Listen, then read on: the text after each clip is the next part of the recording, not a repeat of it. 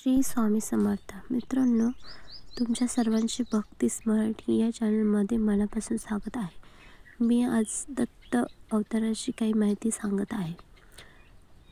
श्री दत्त गुरु ज्या विशिष्ट स्वरूपात दिसतात ते 3 डोके आणि 6 हात असलेल्या तपस्वीचे स्वरूप आहेत.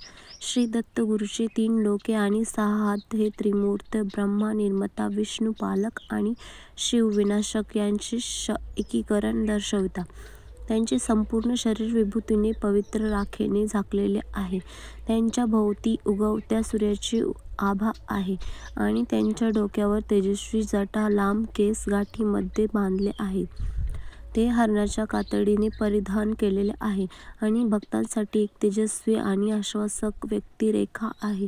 त्यांच्या हातात विविध वस्तू आहेत ज्या प्रत्येकाचा आध्यात्मिक अर्थ आहे.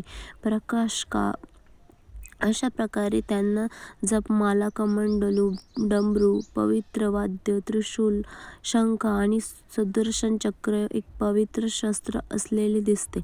श्री दत्तात्रेय किंवा श्री दत्त गुरु त्रिमूर्ती ब्रह्मा निर्माता, विष्णू पालनकर्ता आणि शिव विनाशक प्रतीकात्मकता. श्री दत्त गुरुच्या सोबत एक पांढरी गाय असते. तिला कामधेनू म्हणतात. इच्छा पूर्ण करणारी गाय. वैदिक प्रतीकात्मकतेमध्ये गाय ही सृष्टीचे आणि आपल्या पृथ्वी ग्रहाचे प्रतीक आहे. ग्रह आणि सृष्टी असंख्य संपत्ती, अनुभव आणि आनंद प्रदान करते. ग्रहातील प्राण्यांचे पोषण करतो.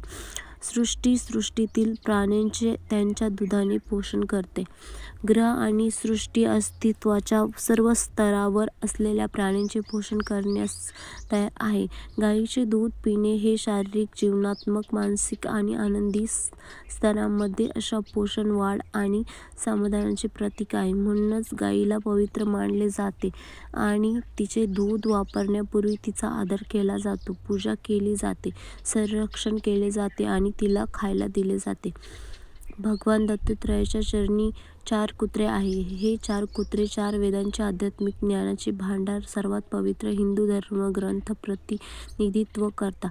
ते 4 युगांचे किंवा शब्दांच्या 4 अवस्थांचे किंवा अस्तित्वाच्या 4 अवस्थांचे देखील प्रतिनिधित्व करतात. 4 वेद आहेत: ऋग्वेद, सामवेद, यजुर्वेद आणि अथर्ववेद. हे 4 युगे म्हणजे त्रेता, द्वापार आणि कलियुग. शब्दाच्या 4 अवस्था म्हणजे परा, पलीकडे, पश्चाती, धारणा, मध्य, संकल्पना, वैखरी, स्वर आणि अस्तित्वाच्या 4 अवस्था म्हणजे अस्तित्व, जाणीव, विचार आणि वाणी किंवा कृती. दत्तात्रेयाच्या हातातील सुदर्शन चक्र दर्शवितो की श्री दत्त गुरु काळाच्या चक्राच्या पलीकडे आहे, म्हणजेच भूतकाळ, वर्तमानकाळ आणि भविष्यकाळ, आणि त्यांचे सुदर्शन चक्र धारण करणे म्हणजे ते काळाचे नियंत्रक आहे. शंख शाश्वत ध्वनी ओमचे प्रतिनिधित्व करतो, जे आत्म्याचे आणि विश्वातील जीवन तत्त्वाचे प्रकटीकरण आहे. ओम हा शक्तीचा शब्द आहे. तो ब्रह्म किंवा देवाचे पवित्र प्रतीक आहे. ओममध्ये अ, उ, म आणि धर्म मात्र आहे. जपमाळ आपल्या आठवण करून देते की आपले प्राथमिक कर्तव्य म्हणजेच मंत्र, भगवानाचे पवित्र नाव किंवा गूढ दिव्य शब्द सूत्र जप करणे, ध्यान करणे आणि देवाला शरण जाणे आणि आपला मोक्ष, जन्म आणि मृत्यूच्या चक्रातून मुक्तता केवळ याच शिस्तीवर अवलंबून आहेत. श्री दत्तात्रेय आपल्याला वैराग्य, उदासीनता, अनासक्ती आणि अपरिग्रह, अस्वीकृत अन्न देखील गोळा न करणे शिकवण्यासाठी भिक्षा मागण्याची वाटी घेऊन आहेत. जय जय श्री दत्त.